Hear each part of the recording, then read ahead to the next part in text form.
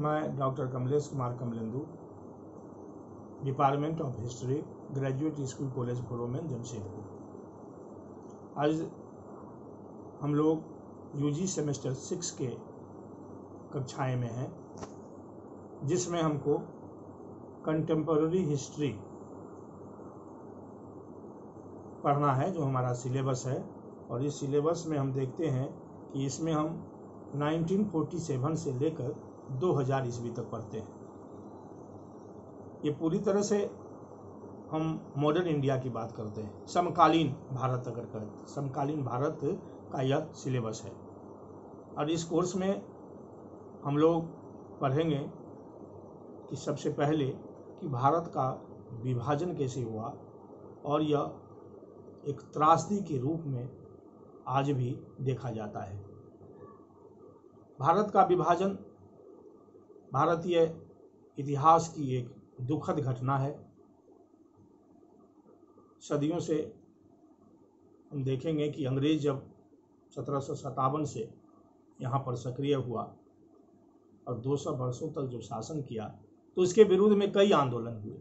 अंग्रेजों को यहाँ से हटाने के लिए कई तरह के आंदोलनों का, विद्रोहों का सहारा लिया गया। 1857 ईस्वी में विद्रोह हुआ।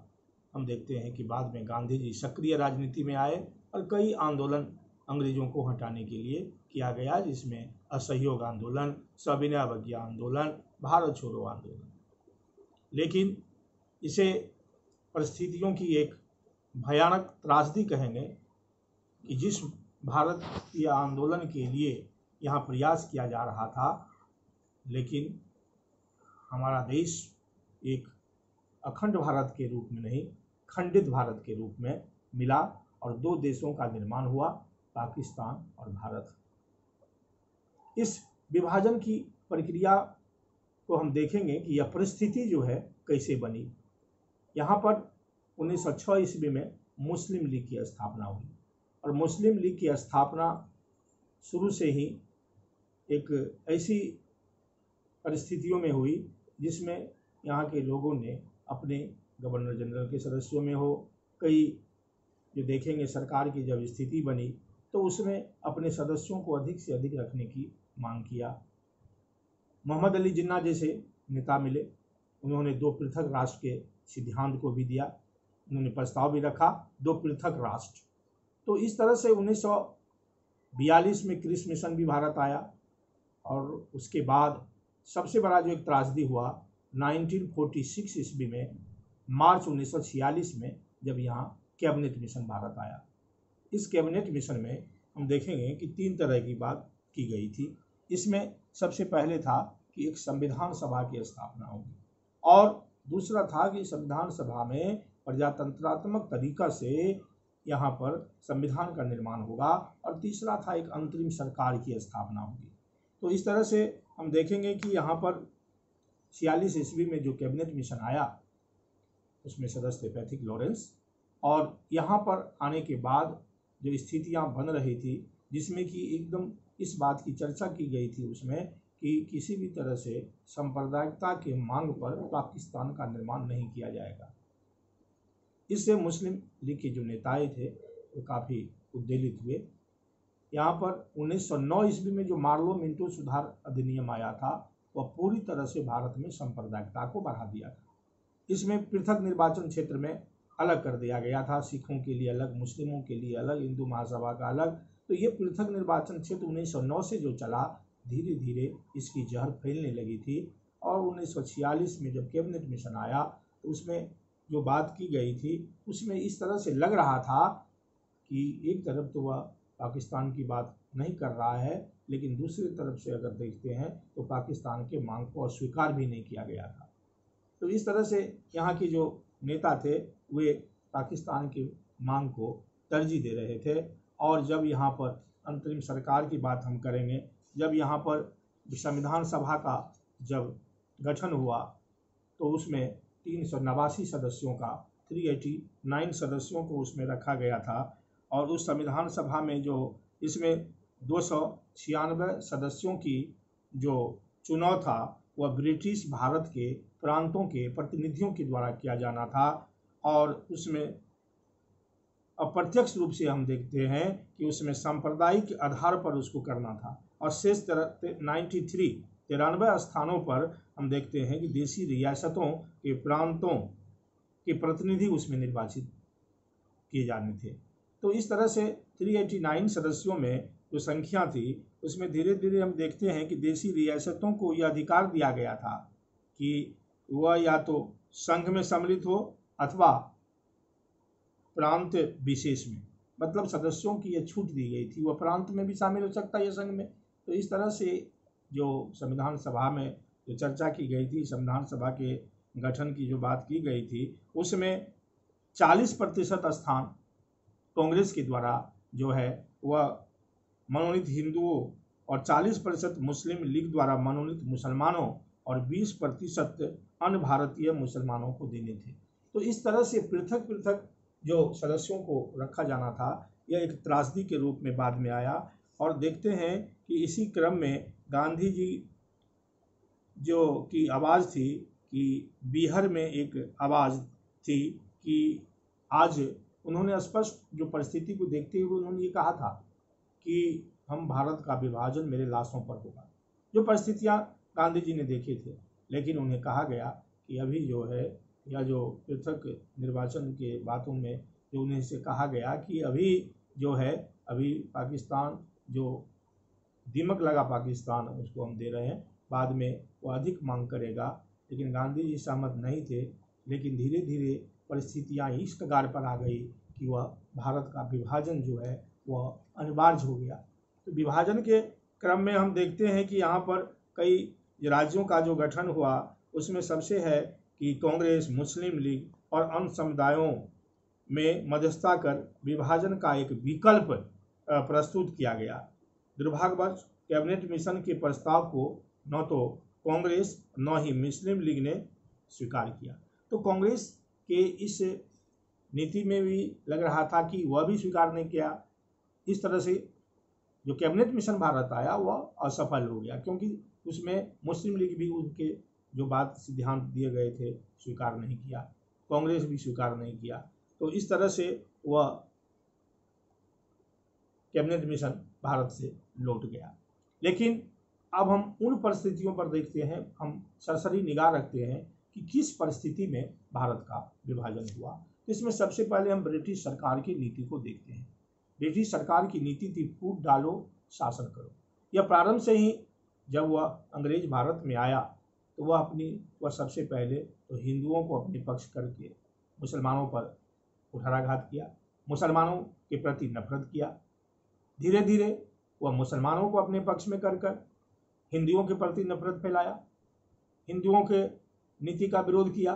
तो इस तरह से यह अंग्रेज प्रारंभ से ही डिवाइड एंड रूल की नीति अपना रहा था और वह किसी भी शर्त पर वह चाह रहा था कि भारत का जो है विभाजन जो है, भारत का विभाजन की एक प्रक्रिया वहाँ से शुरू हो गई, जो अंग्रेजों के इस कुटिल नीति के चलते प्रारंभ हुआ। यहाँ पर ब्रिटिश सरकार की यह फूट डालो करो की नीति हम देखेंगे कि जिस तरह से 1942 ईस्वी में क्रिस मिशन आया, 1945 ईस्वी में बेबल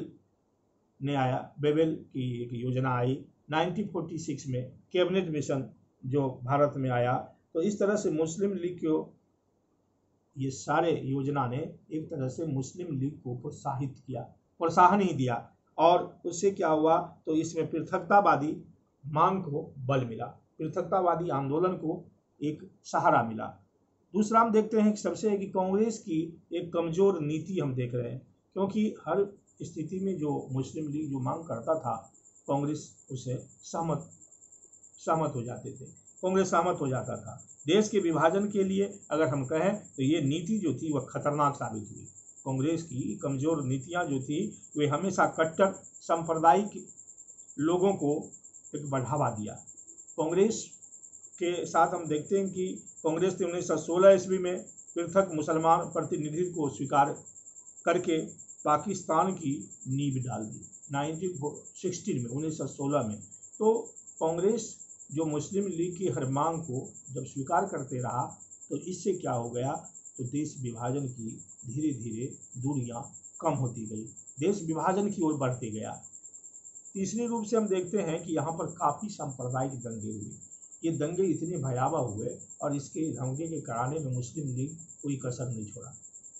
ये चाह रहे थे मुस्लिम लीग, मुसलमान लोग चाह रहे थे कि अगर हम अधिक दंगा करेंगे तो मजबूर होकर कांग्रेस भारत की स्वतंत्रता को स्वीकार कर लेगा। यहाँ पर जब लॉर्ड माउंटबेटन साहब आए थे, भारत आए, उन्होंने देखा कि यहाँ पर हिंदू और मुस्लिमों के बीच गाजर मूली की तरह आदमी काटे जा रहे हैं।